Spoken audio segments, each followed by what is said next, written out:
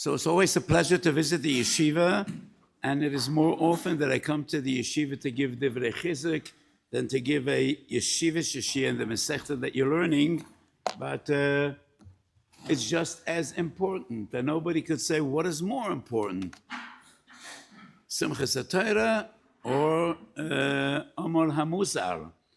Both are important, and they're two sides of the very same coin, which is Dveikis in Torahs Hashem. So I understand you're learning the beginning of Bava Basra and the sugya of Hezk Riyah. So there's a machlokes in the Gemara whether Hezk Riyah is defined as Hezk and whether neighbors that share a porch or share a chutzah could impose one on the other. I want a wall between the two of us. You should not be able to look at my private domain. And that is the machlokes whether Hezk Riyah Shmei Hezk, and the halacha is Hezk Riyah Shmei Hezk.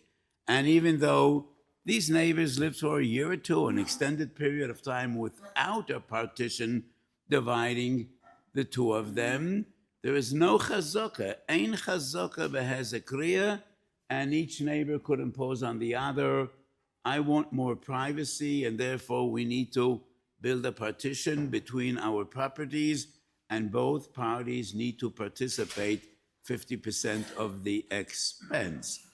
The Rosh, the beginning of the Masechta, Perek Harav, Siman Beis, the Rosh says, even though ein chazaka behezek riyah, yesh mechila behezek riyah, and if one party was moichel and he said, I am moichel, you know, I speak a decent English, I think, but my halachic terminology in English is not very sophisticated. How would one define mechila? Forgive is more, hurt my feelings. Waive? You waive your rights. Okay, so if a party, that's a waiver, yeah? Is the mechila. So if one party, thank you, you're going to be my,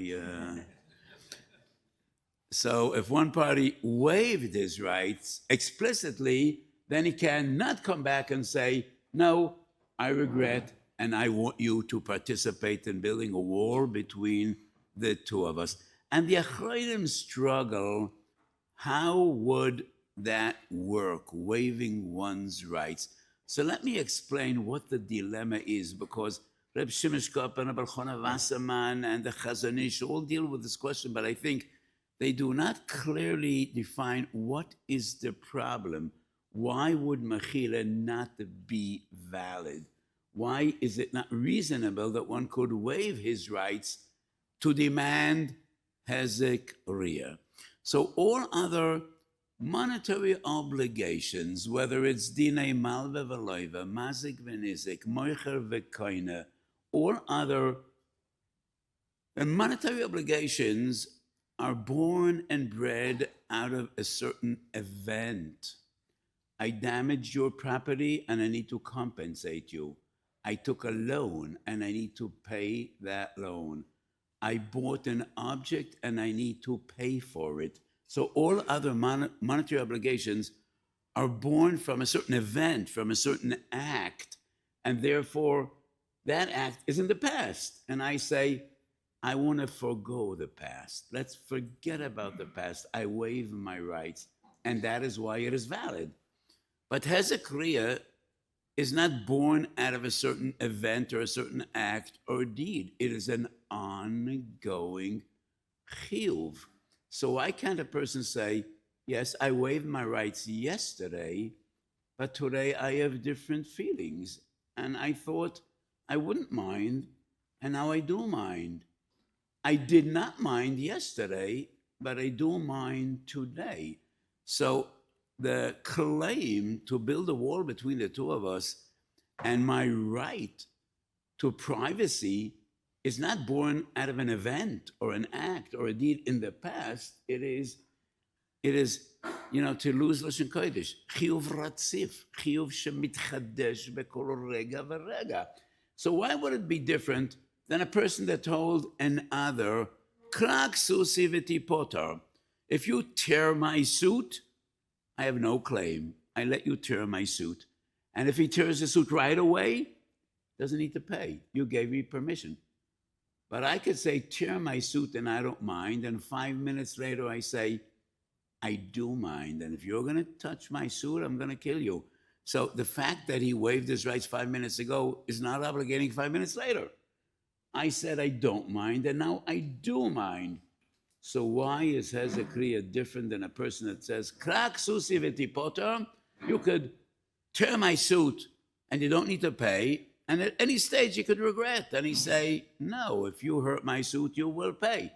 So how does Mechila, why is it valid by Hezk? And there are two fundamental approaches how to explain the concept of Mechila by Hezk. If I'm using too much Lashon Kodesh, let me know. But I think I hope I make myself clear.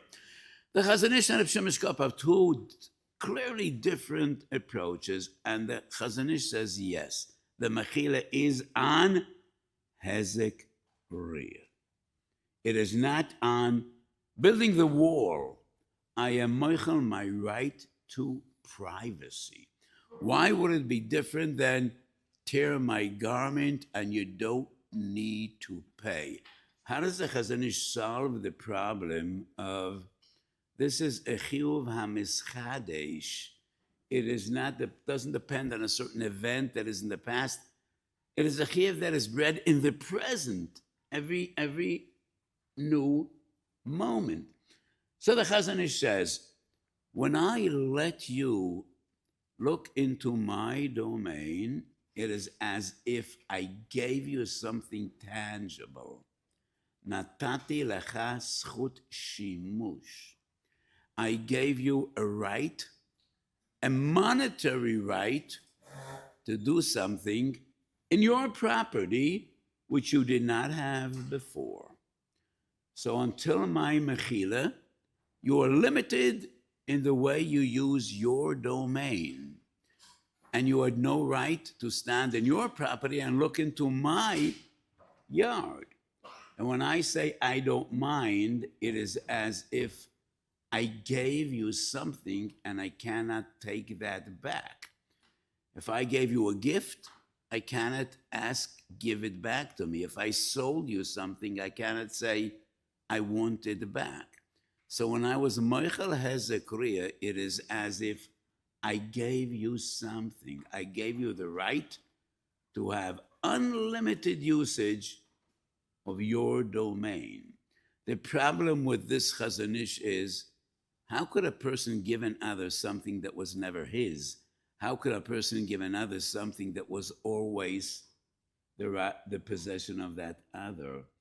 And it is very unreasonable to say that the fact that a person cannot look into his neighbor's yard is a monetary restriction on his ownership.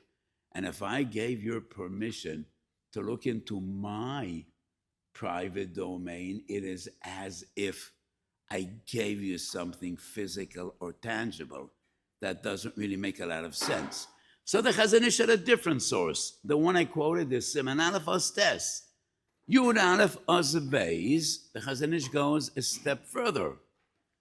When I am Moichel Hezek, I gave you a right as if in my property. It's not that I gave you an additional usage in your property, which that is not reasonable. It is as if I gave you a right in my property. And kinyonim, as a general idea, in the concept of purchase, of acquisition, some kinyonim are total and some kinyonim are very limited. I wrote a big essay, and the caption is Kinyan Lachatzoin. And I went through about 10 different concepts. I'm just going to reel them off, even though some of you might not be familiar with these concepts. Kinyan Peres ki Kinyan Aguf.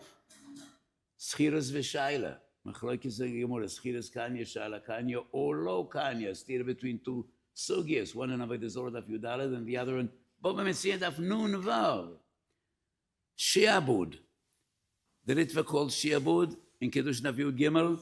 Chotzi Kinyan. Mashkon. Malchoiv koina mashkin. So, Talmidim, you're going to ask your Rebbeim later after the Shir, what am I talking about? But there's a concept of kinyan lechatzoin. So the Chazon Ish in Siman Yud Aleph says, when I let you look into my domain as if you have a kinyan in my property, unlike what he says in Siman Aleph, I gave you additional use in your property. No, that doesn't make sense. How could I give you something that isn't mine? I let you use my property, and I cannot take that right back. And to me, this is also very unreasonable, because when I let you into my yard, it is not you using my yard.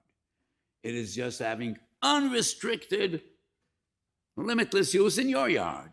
You have no monetary right. I didn't give you any monetary source, a monetary right in my yard. The fact that you could look into my private domain is not considered as if you have any level of balus, of acquisition, of ownership in my domain. And that is why the Chazon Ish, I'm a huge admirer of the Chazon Ish, but admiration doesn't mean that you always need to understand or accept what others say. So this Chazon Ish to me seems very, very unreasonable. So the question comes back again. Why would this mechila be binding? And why cannot I say, yesterday I wasn't mak, but I didn't care, and I let you look into my domain, but I feel differently today, and I no longer want you to look into my private domain. Reb Shimon Shkop in his Shurim on Bava Basra has a different approach, and he says the mechila is not on Hezk Riyah. The mechila is actually on my right to ask you to build a wall. So, but my right to ask you to build a wall is not a result of an event or an act. It is a result of my right to privacy. So why would that mechila be binding, and why can't I feel differently? Rabbi Chana Wasserman and Kovetz Shurim, and that is approach number 3. Rabbi Shimon, it's hard for me to quote something I don't really fully understand. So Rabbi Shimon says that the right to build a wall is not about now, it is about tomorrow. And therefore, if I forgave and I waived my right, I cannot take that back. When I say you could tear my garment and you don't need to pay, it is about now. But when I say you don't need to build this wall between us, that is binding for tomorrow. I don't really understand what the difference is. Rabbi Chana comes along, and Rabbi Chana quotes a concept that we find in Masechet Nedorim, and I think the only place we find that is Masechet Nedorim, Hareini Keilu Hitkabalti. And that is when we stipulate, person gives Kiddushin to his wife, Al menas shetitne li musayim zuz. So Masechet Kiddushin and Masechet Gittin, we have some strange stipulations. Person gives a get, al menat sheyerdu gishomim. Are you out of your mind? Well, why would it make a difference to you whether it's going to rain or not? If you want your wife or you don't want her. Al menat sheyerdu gishomim. So Chazal just deal about the halachas of stipulations, even though some of the stipulations are just b'derech moshel. Al manas sheyirtza abba, al manas shetitni li musayim zuz. And then he says, you don't need to give me that money. Hareini keilu hitkabalti. From my point of view, it is as if you gave me that money, and it would be considered as if the stipulation came to be. So Baruch Hana says, when one neighbor tells the other, I waive my right, you don't need to participate in building the wall, it is as if he already participated. It is as if he already paid that money, and I cannot ask you to pay twice. So mechila, argues Rabbi Chanan, mechila is also defined not only you don't need to give, but it also would be considered as if you have given this money. So if I already gave, and when you said, Hareini Moichel, it is as if I paid. I don't need to pay twice. The reason I disagree with Rebbe Chanan is because I wrote at great length. Mechila is never considered as if one gives. Halacha is sensible. Halacha is natural. And when a person owes another $1,000, and the person that has the right to collect that money says, I'm moichel. I forgive. We're good friends. I know you're having difficulty in parnasa. Forget it. It is saying, please, I don't need it. It is not as if you gave, because I have no benefit out of the money I never received. The only source in which there is a concept ke'ilu et kabalti is only bedinei tanai. It is only we're dealing with stipulations. So when a person made a condition, I sell you an object, I give you kiddushin, I give you a get, on the condition that you pay me 500 shekel, and then he says you don't need to pay, but that kiddushin wouldn't be chal. The kinyan wouldn't be chal because there was a clear stipulation you need to give. And in that case, if I say, no, I don't need your money, but that condition wasn't fulfilled. So in Dinei Tanai, and only in Dinei Tanai, there is a concept of Ke'ilu Hitkabalti. And he needs to say Ke'ilu Hitkabalti. If he says Ani Moichel, that wouldn't work. But in Dinei Tanai, in the halachas of stipulation, a person could say, between me and you, I see it as if you gave me that money. But that is not a din in mechila. That goes beyond mechila. And we only find this din in the halachas of tanai, of stipulations. Mechila is never areinu keilus kabalti. Mechila means you don't need to give. Mechila is never defined as you have given.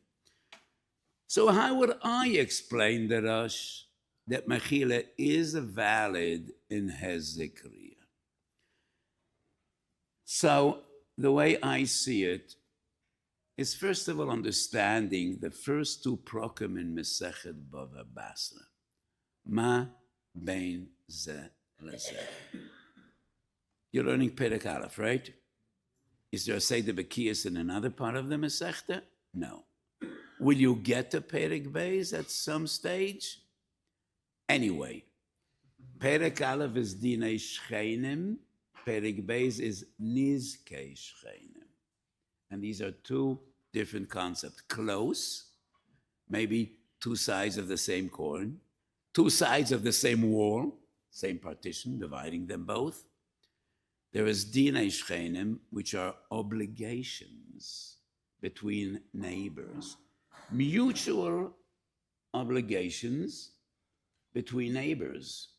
And then there are din nizkei shchenim.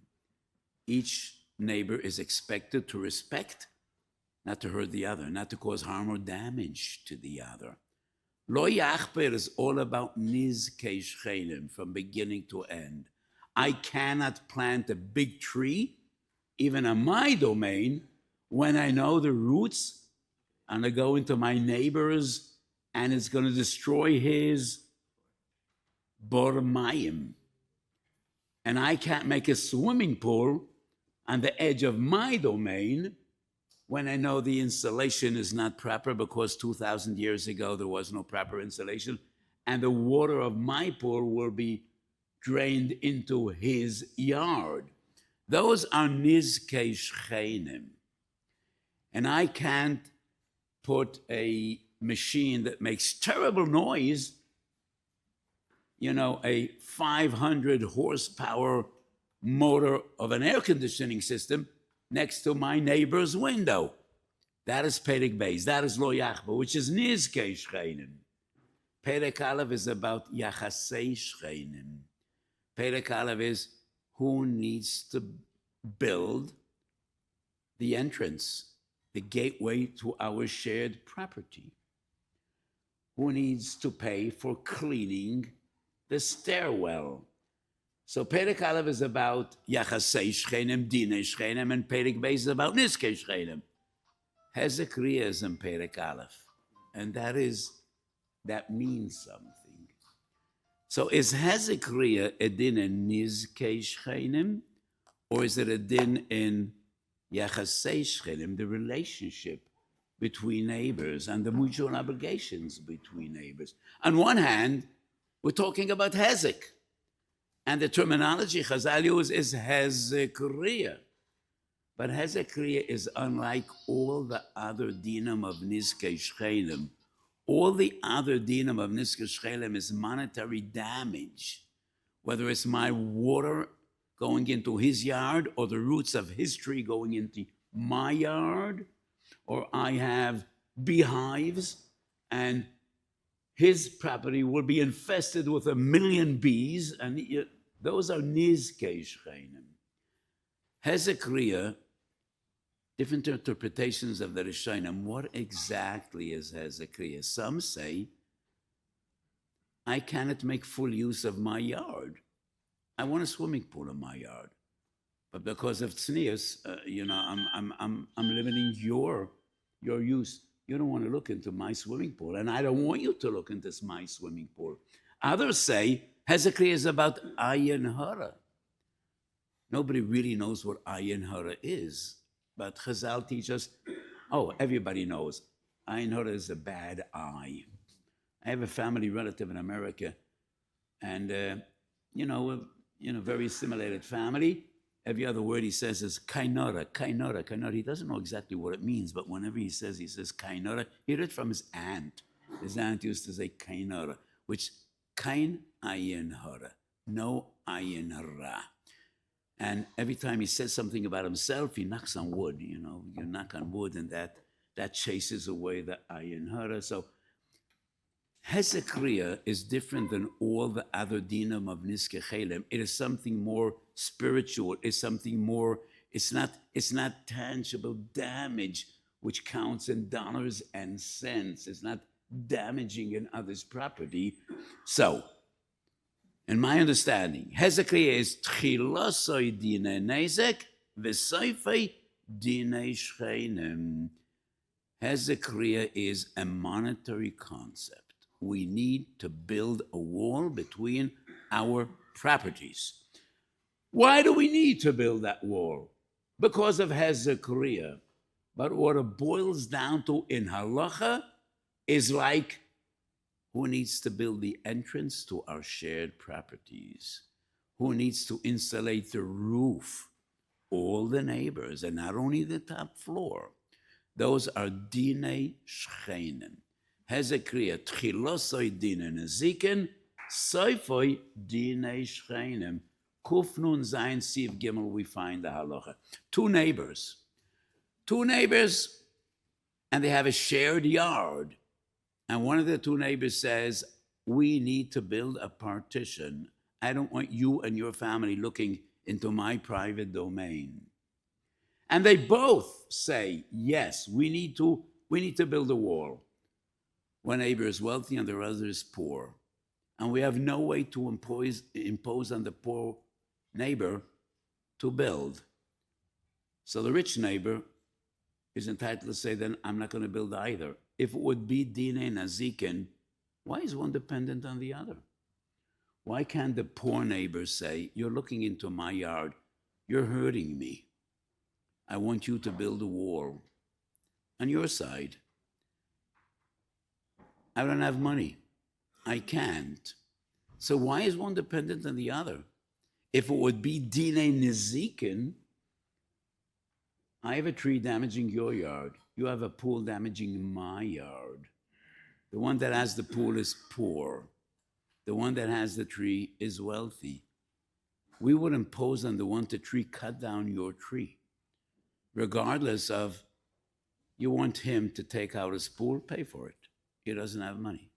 You're not allowed to damage him because he is damaging you. What does one have to do with the other? But by Hezk we say it does have to do with the other. And if he doesn't have money to pay 50%, I am not obliged to pay the other 50%. Because this is Dinei Shchenim. And Dinei Shchenim are fair. Dinei Shchenim are two-sided. If it would be Dinei Nezikin, one would not be dependent on the other. And this proves that building a partition between the 2 yards is not Nizkei Shchenim. It is Dinei Shchenim. It is monetary relationship between neighbors. And that is why, yes, it is as if I owe you money. And that loan is from the first moment when we bought these houses. We are neighbors. And it all goes back to the purchase. Like all the other Dinei Shchenim, not Nizkei Shchenim. Hezek Tchilose b'Dinei Nezikin, v'Soifoi b'Dinei Shchenim. So building a wall between these two proprietaries is a monetary obligation, just like all the other monetary obligations between two neighbors. So that is the din of Oni v'Oshio. One of the two neighbors says, I don't have money to pay for a proper wall. I will put up a wall b'Hutza v'Dafna. What is Hutza v'Dafna? What troubles you is Hezek, right? So I'm going to put up a brezent, those green pieces of cloth or something, just to prevent you shouldn't be able to look into my property. I'm going to hang up something, a curtain. I don't have money to pay for a wall. So I am willing, I demand nothing from you. And that's going to be on my property. I'm going to put up a very cheap partition, the most inexpensive one, in my property, which will prevent me and my family from looking to your yard. The Rosh brings a big machlokes in Siman Hay. Why not?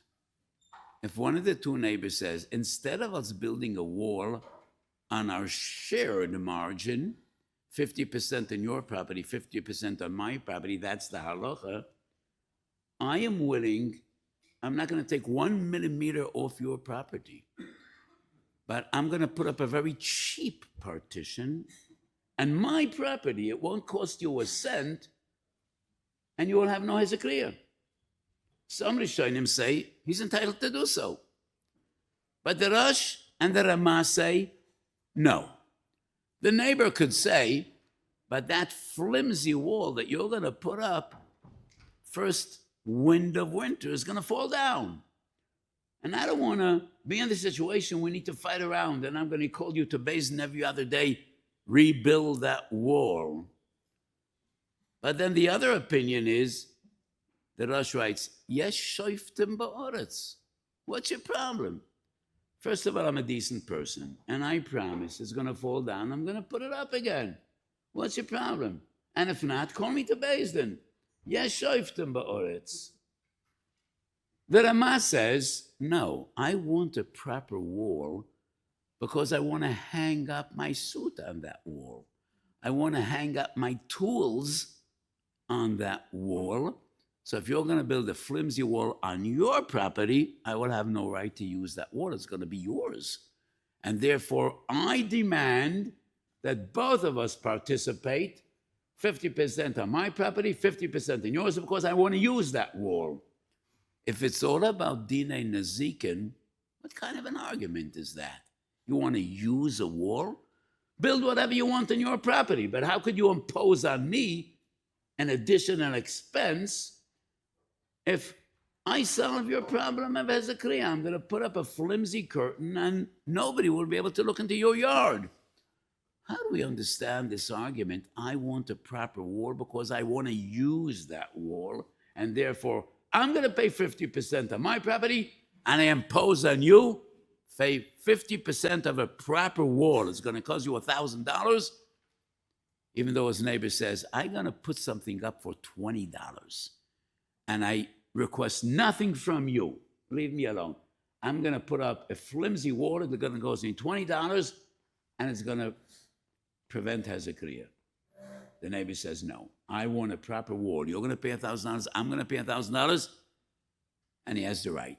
This proves once again, it is Dinei Shcheinim.